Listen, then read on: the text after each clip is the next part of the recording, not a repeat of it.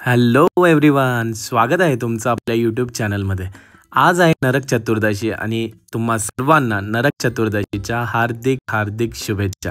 आणि आज अभ्यंग स्नानानिमित्त रेखाने खूप छान असं प्लेट सजवलेली आहे. सकाळी सकाळी छान असा सूर्योदय पाहायला मिळाला आणि सूर्यदेवताच्या आशीर्वादाने आम्ही नरक चतुर्दशीच्या दिवसाला सुरुवात केली. नरक चतुर्दशी का साजरी करतात आणि त्याच्या मागचं महात्म्य काय आहे हे तुम्हाला माहिती आहे का? जर माहीत असेल तर नक्की आम्हाला कमेंट्समध्ये सांगा. आणि इथे सकाळी लवकर उठून रेखाने देवपूजा पण ऑलरेडी करून ठेवलेली आहे. अभ्यंग स्नान म्हणजे आली उठण्याने अंघोळ. उठण्याने अंघोळ करण्यासाठी रेखाने मस्त अशी रांगोळी काढून घेतली आणि पाट ठेवून घेतला. या पाटावरती बसून मी लगेच उठणं लावून घेतलं, कारण अंघोळ करायची होती मोती साबणाने. मोती साबणाने अंघोळ करण्याची मजाच वेगळी असते दिवाळीमध्ये. अंघोळ झाल्यावरती मी ही जी गोष्ट केली ही तुम्हाला माहिती आहे का? जर माहीत असेल तर नक्की कमेंट्समध्ये सांगा. आता आम्ही सुरुवात केली फराळाला. फराळामध्ये तुम्ही बघू शकता आहे मक्याचा चिवडा, चकली, बेसनाचा लाडू, शंकरपाळी आणि चहा.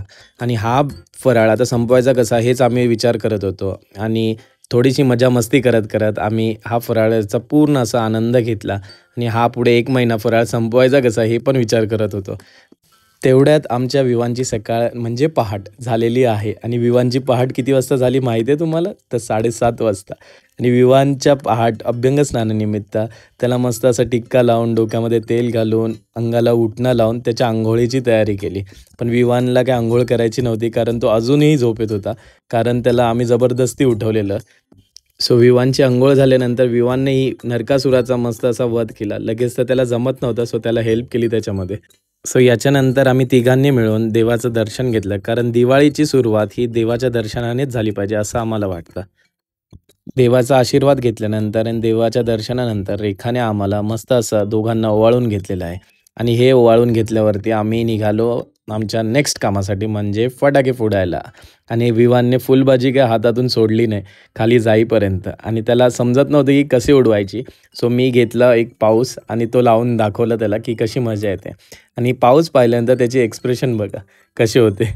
सो इथे त्याला फुलबाजी पेटवून दाखवली, पण फुलबाजी बघण्यामध्ये त्याला काहीही इंटरेस्ट नव्हता. सो त्याने पूर्णपणे इग्नोर केलं. सो रेखानेच 2 पाऊस उचलले आणि 2 पाऊस एकत्र लावले, कारण तिला आता नेक्स्ट पार्टिसिपंटमध्ये तिला घेणार आहेत खतरो के खिलाडी पार्ट 29मध्ये. सो त्याने हे पण इग्नोर केलं, कारण त्याची सगळ्यात फेवरेट गोष्ट आहे म्हणजे आपटी बॉम्ब. त्याला एवढे आवडतात की तो घरामध्ये पण तेच करत असतो कंटिन्युअसली. इथे रेखाचा स्लोमो काढून घेतला मी फुलबाजी उडवताना, कारण हे स्लोमो जर काढला नाही किंवा हा जर व्हिडिओ काढला नाही तर दिवाळी कंप्लीट झालेली नाही.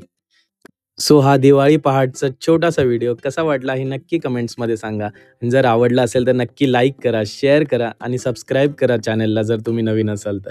सो भेटूया अशाच एक मजेशीर व्लॉगमध्ये पुन्हा एकदा. तोपर्यंत टेक केअर आणि बाय बाय.